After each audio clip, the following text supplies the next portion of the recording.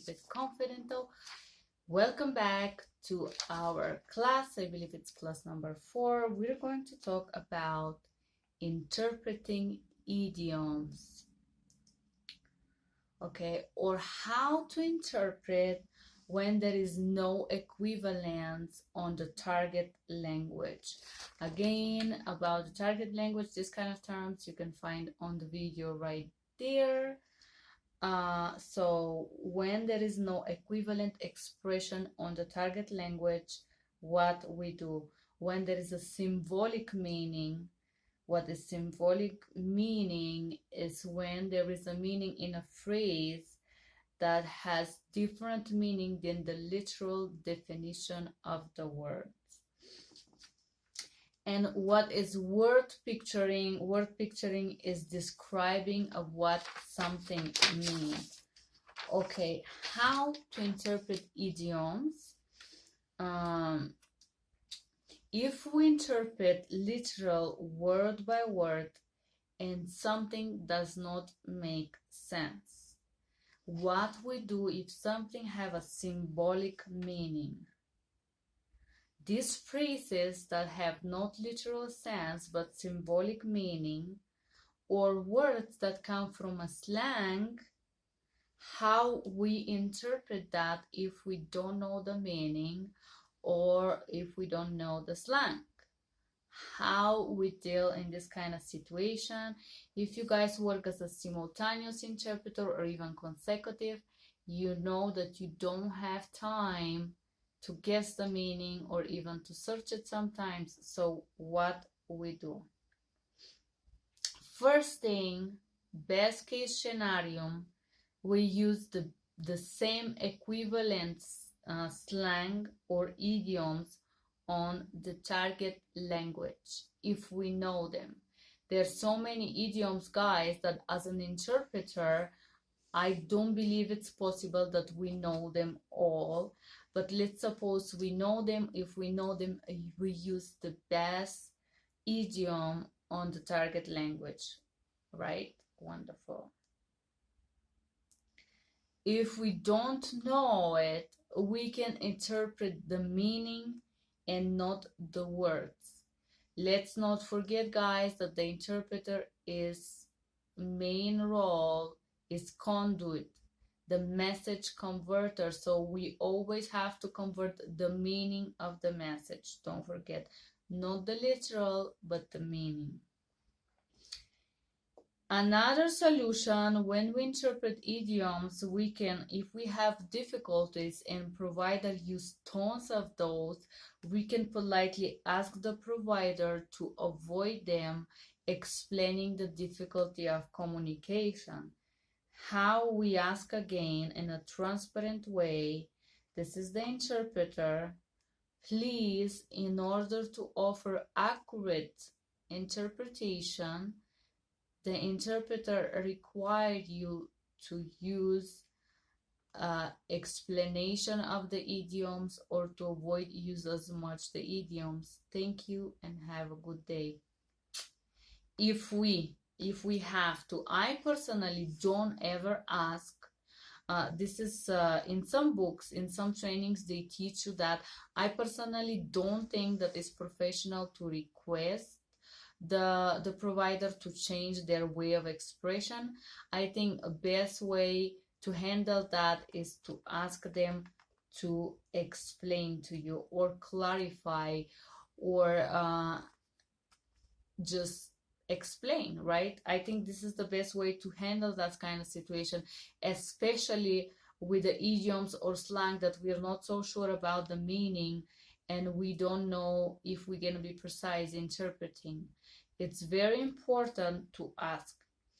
This is the interpreter speaking. Can you please clarify the meaning of this idiom, of the slang, of this word? Interpreter speaking, Madam, sir, can you please clarify?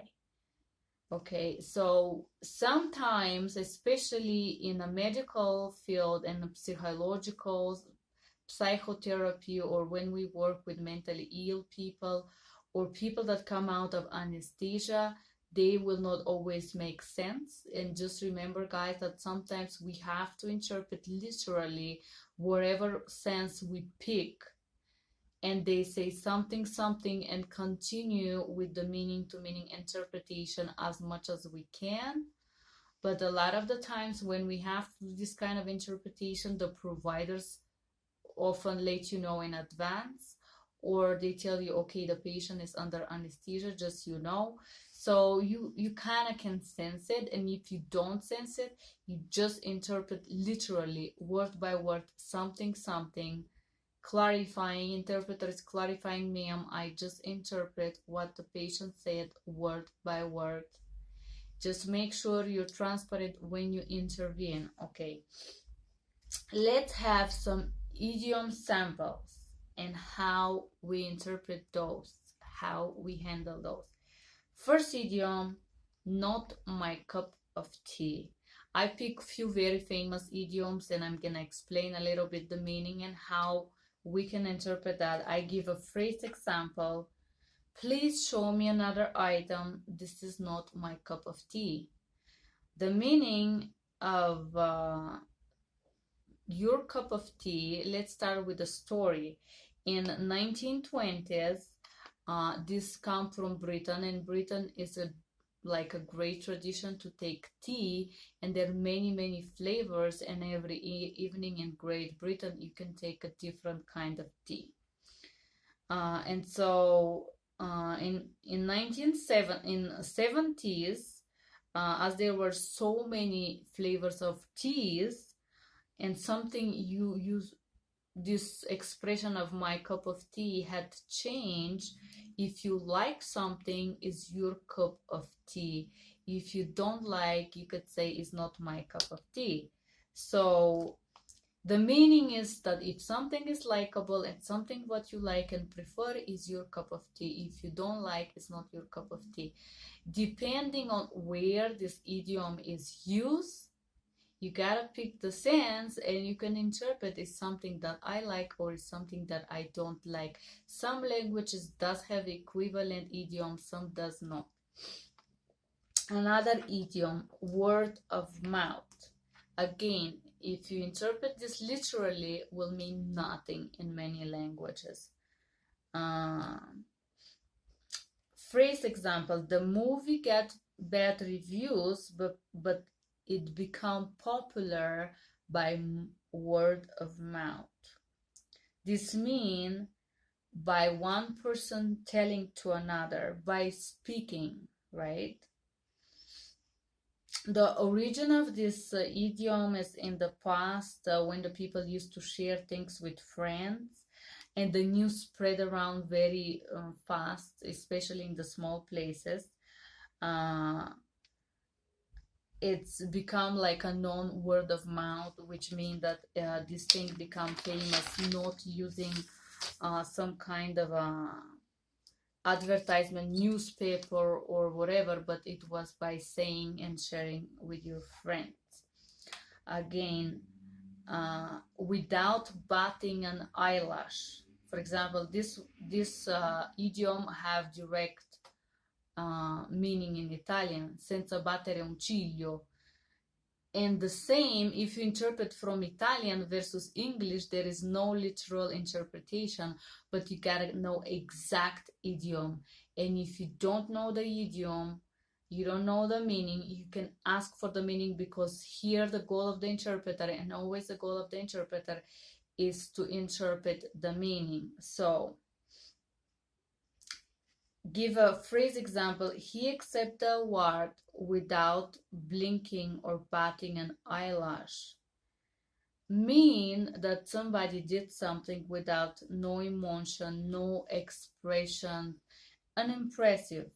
The origin is when in 90s, normally the people, 19th century, the people, when they see something emotional, they will express emotions and facial blinking and so on.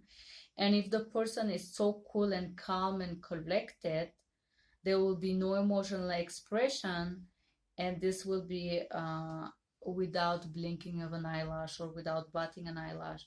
This means no emotional expression, basically. Again, the meaning, it's different than the literal interpretation. Another idiom, easy as pie. I thought that getting that new job was easy as pie, meaning that something was very easy, not difficult, not requiring any effort. The origin of this idiom come in the past because they used to believe that it's more easy to make pie than in general cook some food or prepare a supper or meat. So this come from, again, past centuries, right? Down to earth. Even though they are millionaires, they are down to earth, meaning very practical, humble, simple, realistic behavior, realistic people.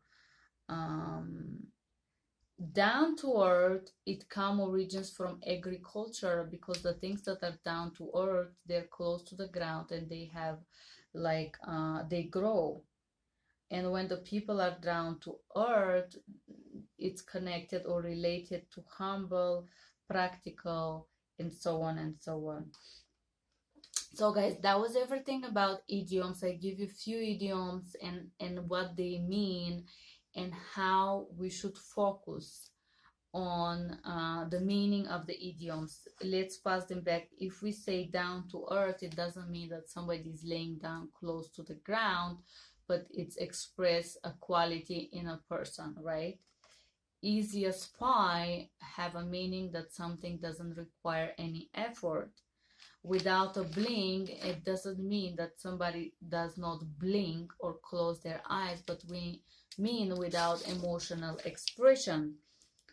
Word of mouth doesn't mean that you take somebody words from their mouth, but it means that something get by one person telling to another, it get evolved like that.